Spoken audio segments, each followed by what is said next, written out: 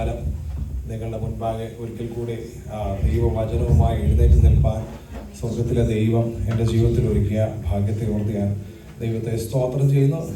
പരിചയമില്ലാത്തവർക്ക് ഒന്ന് പരിചയപ്പെടുത്തിക്കോട്ടെ. ഞാൻ വലിയ പ്രാസംഗികനല്ല. ഞങ്ങളുടെ സഭയുടെ ഒരു നയമാണ് എല്ലാവരെയും വളർത്തിയെടുക്കുക എന്നുള്ളത്. അതിൻ്റെ ഭാഗമായിട്ട് ഞാൻ നിൽക്കുന്നതേ ഉള്ളൂ. എന്നാലും ദൈവത്തിൻ്റെ വചനത്തിലൂടെ എനിക്ക് ഉറപ്പുണ്ട്, വിക്കനായ മോശയുടെ നാവിനോട് കൂടെയുള്ള ദൈവം, കഴുതയെ കൊണ്ട് സംസാരിപ്പിച്ച ദൈവം ഇന്ന് പകൽക്കാലം നിറയ്ക്കുവാനായിട്ട് ദൈവത്തിന് കഴിയും. ദൈവത്തിൻ്റെ ഹിതത്തിനായിട്ട് ഞാൻ എന്നെ തന്നെ ഫലമേൽപ്പിച്ചു കൊടുക്കുകയാണ്. പ്രതിയാൽ ഇന്ന് വളരെ സന്തോഷമുണ്ട്. പ്രിയ എൻ്റെ ആത്മീയ സുഹൃത്തായിരിക്കുന്ന റിച്ചു ബ്രദറിനോടും തൻ്റെ കുടുംബത്തോടും മാതാപിതാക്കളോടും ഒന്നിച്ച് ആരാധിപ്പാൻ കർത്താവിൻ്റെ സാഹചര്യത്തെ ഓർത്ത് സ്തോത്രം ചെയ്തു. കഴിഞ്ഞ നാളുകളിൽ ഈ ദേശത്തൊരു ആത്മീയ ഒരു മീറ്റിംഗ് നടത്തുവാനും നിൻ്റെ വളരെ അനുഗ്രഹിക്കപ്പെട്ടതിൽ ആ മീറ്റിംഗ് നടത്തുന്നതിന് നേതൃത്വം കൊടുക്കാനൊക്കെയും ദൈവം തൻ്റെ മകനെ എടുത്ത് ഉപയോഗിക്കേണ്ടത്. കണ്ട നാളന്ന് മുതൽ ദൈവസന്നിധിയിൽ ഒന്നിച്ച് ആരാധിപ്പാൻ ദൈവം ഒരു സാഹചര്യം തരണമെന്ന് ആഗ്രഹിക്കുകയും പ്രാർത്ഥിക്കുകയും ചെയ്തു. എന്നാൽ ദൈവം ഇങ്ങനെ ഒരു സാഹചര്യം ഓർത്ത് ഞാൻ ദൈവത്തെ സ്തോത്രം ചെയ്യുന്നു. തങ്ങളുടെ ജീവിതത്തിൽ അനേക സാക്ഷികളുണ്ട്, എനിക്കറിയാം, വ്യക്തിപരമായിട്ട് എനിക്കറിയാം. അനേക രോഗങ്ങളിലൂടെ പ്രയാസങ്ങളിലൂടെ കടന്നുപോയി ദൈവത്തിൻ്റെ മുഖം രുചിച്ചറിഞ്ഞ ഒരു കുടുംബമാണ്. വളരെ അനുഗ്രഹിക്കപ്പെട്ട കുടുംബമാണ്. അവരെ ഇന്ന് നമ്മുടെ മധ്യത്തിലായതിൽ ഞാൻ വളരെ ദൈവത്തെ സ്തോത്രം ചെയ്യുന്നു, സ്തുതിക്കുന്നു. മുഖപരമായി അധികം പറഞ്ഞ സമയം കളയാൻ ആഗ്രഹിക്കുന്നില്ല. അതിനുശേഷം യൂത്ത് മീറ്റിംഗ് നടത്തുന്നതായിട്ടുണ്ടല്ലോ. വളരെ ചുരുങ്ങിയ സമയം 10-15 മിനിറ്റിനുള്ളിൽ എൻ്റെ 2 പോർഷനായിട്ടാണ് ഞാൻ അന്ന് പ്രസംഗിക്കാനായിട്ട് തീരുമാനിച്ചത്. അതിൽ 2ാമത്തെ പോർഷൻ ഞാൻ കട്ട് ചെയ്യുകയാണ്. ഒന്നാമത്തെ ഒരൊറ്റ വാക്യത്തിൽ നിന്നുകൊണ്ട് ഞാൻ ഇന്നത്തെ വാക്യം എൻ്റെ പറയാനുള്ളത് പറഞ്ഞുകൊണ്ട് ഞാൻ ദൈവസന്നിധിയിൽ ഇരിക്കാൻ ആഗ്രഹിക്കുന്നു. ഉൽപ്പത്തി 15-ാം അധ്യായത്തിൻ്റെ 1-2 വാക്യം ആർക്കെങ്കിലും ശബ്ദമുയർത്തി ഒന്ന് വായിക്കാം.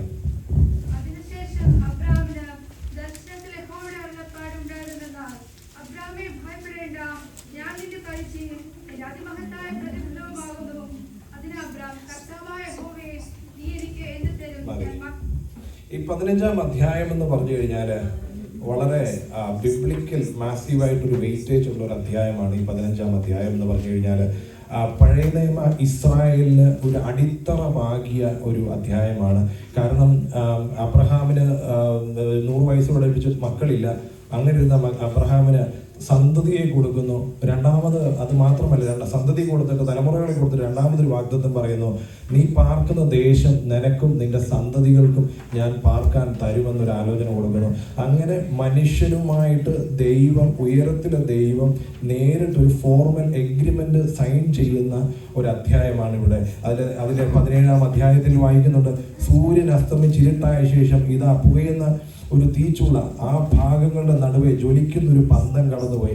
അന്ന് യഹോവ അബ്രഹാമിനോട് ഒരു നിയമം ചെയ്തു.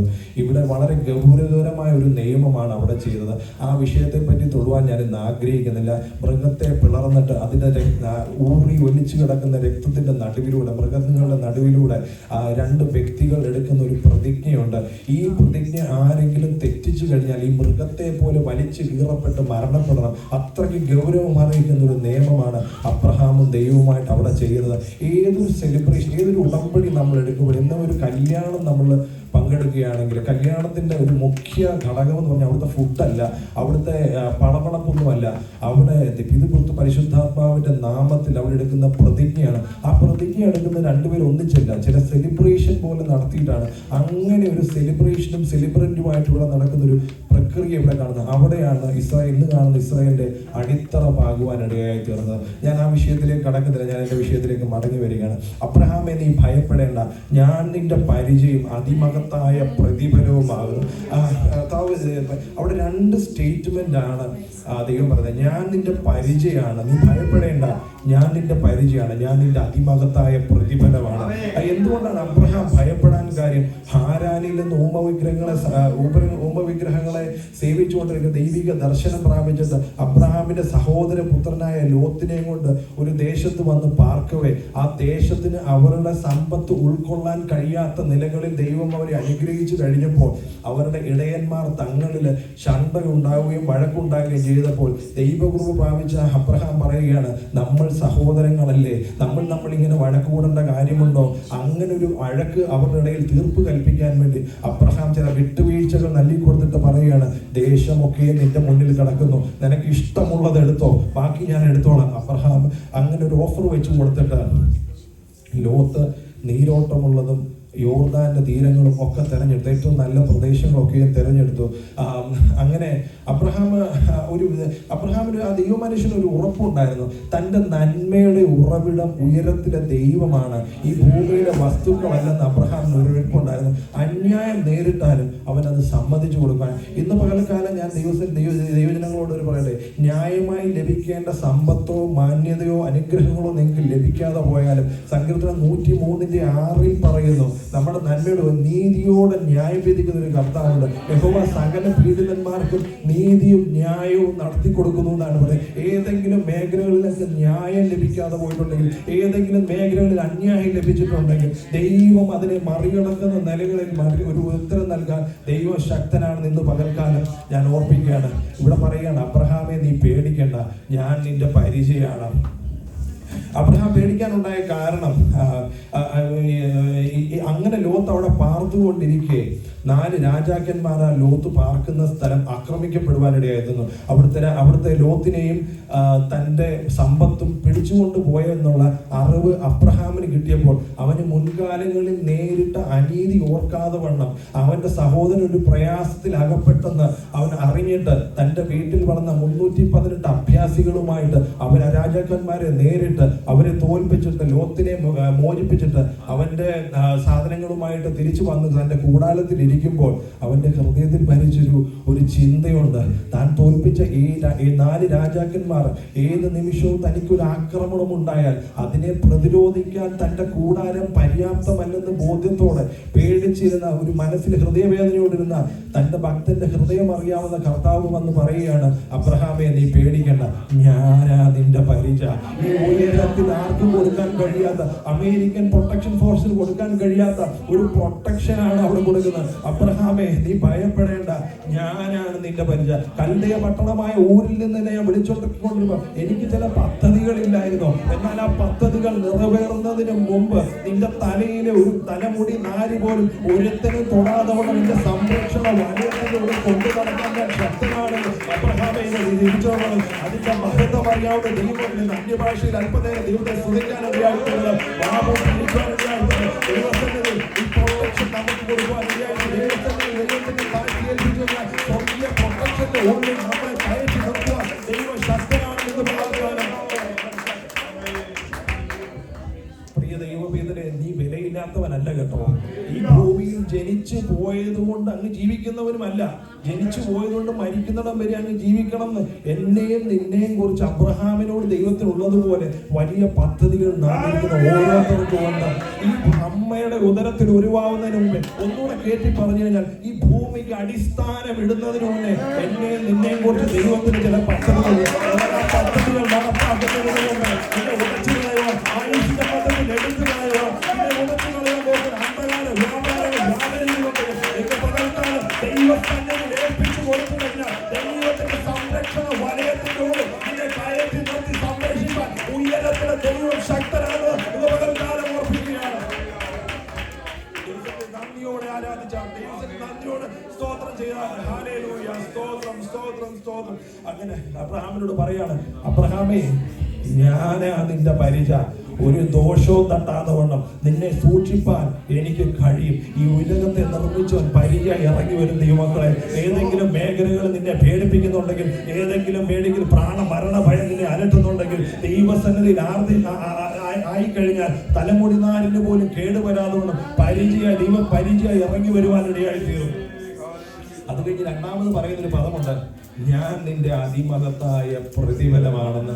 അതെന്തുകൊണ്ട് അങ്ങനെ പറയുന്നത്? 14-ാം അധ്യായത്തിൽ യുദ്ധം കഴിഞ്ഞിട്ട് തിരിച്ചു വരുമ്പോ സോദോം രാജാവ് പറയുക, സോദോം രാജാവ് വിചാരിച്ചത് ഇദ്ദേഹം യുദ്ധം ജയിച്ചത് ഈ 318 അഭ്യാസികളെ കൊണ്ടല്ലേ ജയിച്ചത്. അപ്പൊ ഈ 318 അഭ്യാസികളെ ഈ സോദോം രാജാവിന് ലഭിച്ചു കഴിഞ്ഞാൽ തനിക്ക് 4 അല്ല 40 രാജാക്കന്മാരെ കീഴ്പ്പെടുത്തിയിട്ട് തന്റെ രാജ്യത്തിന്റെ വിസ്തീർണം കുറെ കൂടെ കൂട്ടി തനിക്ക് കുറെ കൂടെ രാജാവായിട്ട് ഇരിക്കാൻ കഴിയുമെന്ന് കരുതിയിട്ട് അവര് പറയാണ്, നീ 318 അഭ്യാസികളെ എനിക്കിതാ, സ്വത്തെല്ലാം സമ്പത്തെല്ലാം നീ എടുത്തോ. എന്നാൽ ഈ ശാലേം രാജാവിന് അതിനേക്കാൾ വേറൊരു വെളിപ്പാടുണ്ടായത്. ശാലേം രാജാവ് പറയുകയാണ്, ഈ 318 അഭ്യാസികളെ കൊണ്ടല്ല നീ ജയിച്ചത്. നിന്റെ ശത്രുക്കളെ നിന്റെ കയ്യിൽ തന്നതാണ് നിനക്കറിയാം. മൽക്കീസദേക്ക് പറയുകയാണ്, ഈ സോദോം രാജാവിന് ഇല്ലാത്തൊരു വെളിപ്പാടാണ് മൽക്കീസദേക്കിൽ ഉണ്ടായത്. ഈ 318 അഭ്യാസികളെ കൊണ്ടല്ല അബ്രഹാമെ നീ ജയിച്ചത്, നിന്റെ ശത്രുക്കളെ നിന്റെ കയ്യിൽ ഏൽപ്പിച്ചതല്ല. നെഞ്ചു വിരിച്ചു എന്ന് അബ്രഹാമിനോട് മൽക്കീസദേക്ക് ഇടപെടുകയാണ്. അവിടെ മൽക്കീസദേക്ക് ഒരു പറയുന്ന പദമുണ്ട്, ശത്രുക്കളെ നിന്റെ കയ്യിൽ ഏൽപ്പിച്ചു തന്നതാണ്. അബ്രഹാമെ 4 രാജാക്കന്മാരെ തോൽപ്പിച്ചത് നിന്റെ കഴിവുകൊണ്ടോ മിടുക്കുകൊണ്ടോ അല്ല. അവരുടെ സുശക്തമായ പടയാളികളെ എതിരിടാൻ നിന്റെ 318 കഴിയില്ലായിരുന്നിട്ടും അവരെ തോൽപ്പിക്കാൻ ഉയരത്തിലെ ദൈവം നിനക്ക് തുറന്നത് കൊണ്ടാണ് കഴിഞ്ഞത്. ഇന്ന് പകൽക്കാലം ഈ ഗ്രീൻ ലീഫ് ഓഡിറ്റോറിയത്തിലെ കസേരയിൽ ഇരിക്കുന്ന ദൈവമക്കളെ, ഞാനൊരു കാര്യം പറയട്ടെ, ആ കസേരയിൽ ഉറച്ചിരിക്കുന്നത് നിന്റെ കഴിവുകൊണ്ട് നേടി രജിസ്ട്രേഷന്റെ ബലത്തിലല്ല. ആ രജിസ്ട്രേഷന്റെ ബലത്തിലല്ല നീ ഇരിക്കുന്നത്. നമ്മുടെ താഴ്ചയിൽ നമ്മളെ ഓർത്തൊരു ദൈവമുണ്ട്. ആരുമില്ലാതെ കിടന്നപ്പോൾ നമ്മളെ തേടി വന്ന ഒരു ദൈവമുണ്ട്. അവന്റെ ദയ എന്നേക്കുമുള്ളത്. ദൈവമക്കളെ, വന്ന വഴികളും നടത്തിയ വിധങ്ങളും മറന്നു പോകരുത്. പാട്ടുകാരൻ പറയുന്നുണ്ട്, ചേറ്റിലല്ലയോ കിടന്നത് ഓർത്തു നോക്കിയാൽ നാറ്റമല്ലയോ ഭവിച്ചത് എന്റെ ജീവിതം, മാറ്റിയല്ലോ എന്റെ ജീവിതത്തെ മാറ്റമില്ലാത്ത നിന്റെ വചനത്താൽ. ദൈവങ്ങളെ, ഭാവിയെ കുറിച്ച് ചിന്താകൂലപ്പെട്ട നിമിഷങ്ങൾ ഓർമ്മയില്ലേ? ഫീസ് കൊടുക്കാൻ നിവൃത്തിയില്ലാത്ത സാഹചര്യങ്ങൾ ഓർമ്മയില്ലേ?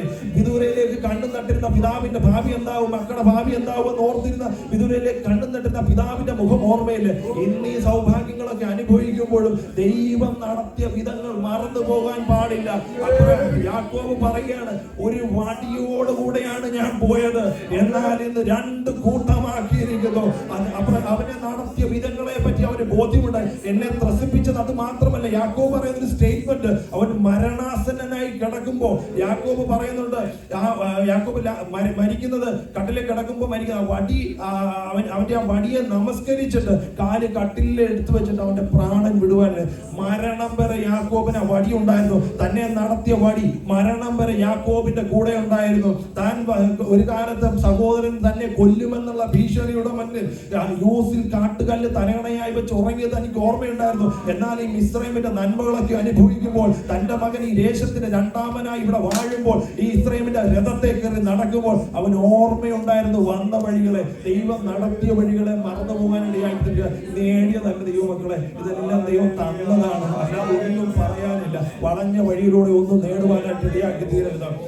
2 കാര്യങ്ങൾ ഞാൻ ഒരിക്കൽ അത് പറഞ്ഞതാണ്, എന്നാൽ ഒരിക്കൽ കൂടെ ഞാൻ അത് പറയാൻ എന്നോട് ദൈവത്തിന്റെ ആത്മാവ് പ്രേരിപ്പിക്കുകയാണ്. ഞാൻ എക്സാമ്പിൾ പറയുകയാണ്. ഒരിക്കൽ യേശു കർത്താവ് നടന്നു പോയപ്പോൾ ഒരു അത്തിയെ കണ്ടു. അത്തിയെ കണ്ടപ്പോൾ അതിനകത്ത് ഫലമില്ലായിരുന്നു. അതിനെ നോക്കി ശപിച്ചു. 24 മണിക്കൂർ കൊണ്ട് ആ അത്തി ഉണങ്ങിപ്പോയി. എന്നാൽ ചില ഗോത്രപിതാക്കന്മാരുടെ എണ്ണത്തിനൊത്ത് ചില വടികൾ കൊണ്ടുവരാൻ പറഞ്ഞു. അഹ്റോന്റെ പേര് എഴുതിയ വടി 24 മണിക്കൂർ കൊണ്ട് പൂക്കുകയും തളിക്കുകയും ബദാഫലം കായ്ക്കുകയും. ഇന്ന് പകൽക്കാലം ഞാൻ പറയട്ടെ, 24 മണിക്കൂർ കൊണ്ട് ഒരുത്തിനെ ഉണക്കാൻ ദൈവത്തിന് കഴിയും. എന്നാൽ 24 മണിക്കൂർ കൊണ്ട് ഉണങ്ങിയതിനെ ജീവൻ വെക്കാനും അത് കായ്ക്കാനും ബദാഫലം കായ്ക്കാനും ദൈവത്തിന്. നഷ്ടങ്ങളെ ഓർത്ത് വിലപിക്കേണ്ട, കഴിഞ്ഞുപോയതിനെ ഓർത്ത് കരയേണ്ട.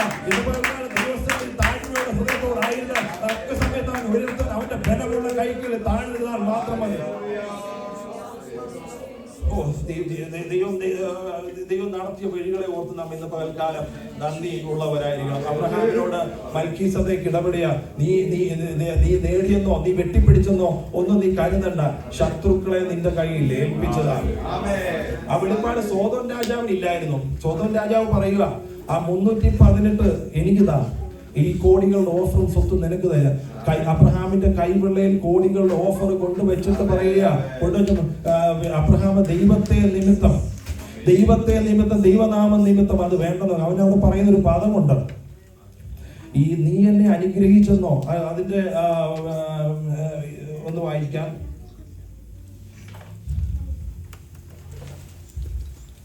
14:22.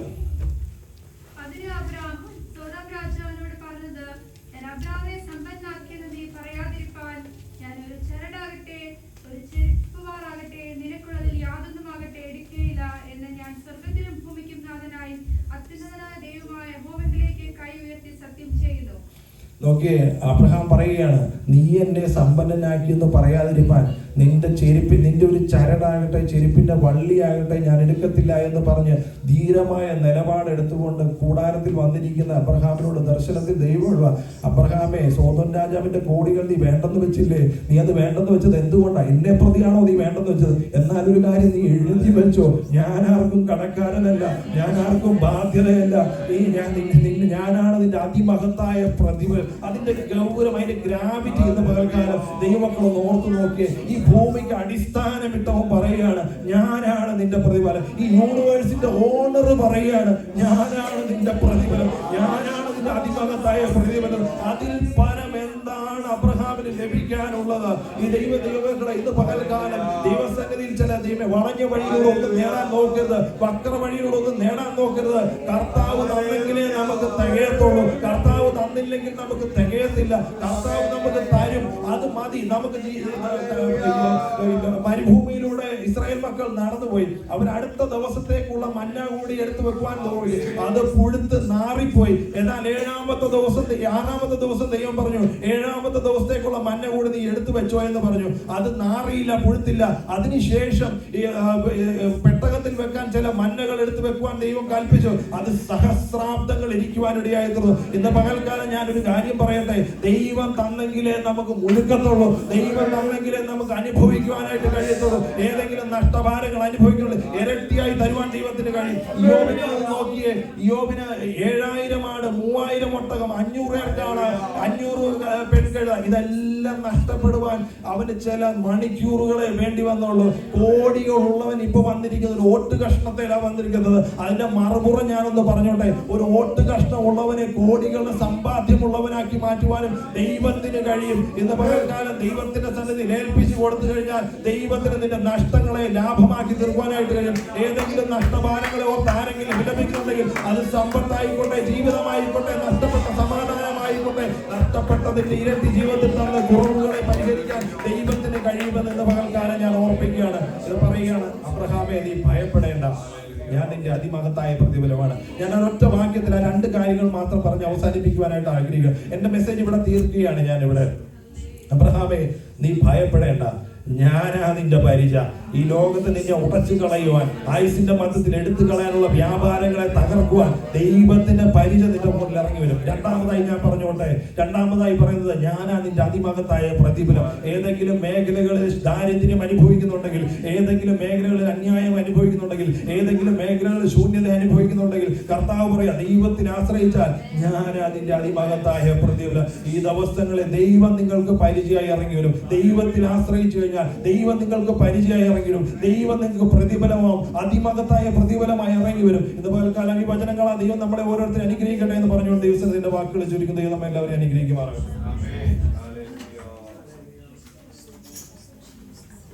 നമ്മുടെ കർത്താവ് എത്ര വിശ്വസ്തനാണ്. ഹല്ലേലൂയ. കരങ്ങളെ ഉയർത്തി കർത്താവിനെ സ്തുതിച്ചാട്ടെ. ഹല്ലേലൂയ. ദൈവം തന്റെ സഭയെ സ്നേഹിക്കുന്നു. ആമേൻ. കർത്താവ് നമ്മളെ ആമേൻ സ്തോത്രം എത്രത്തോളം കരുതി നടത്തുന്നു.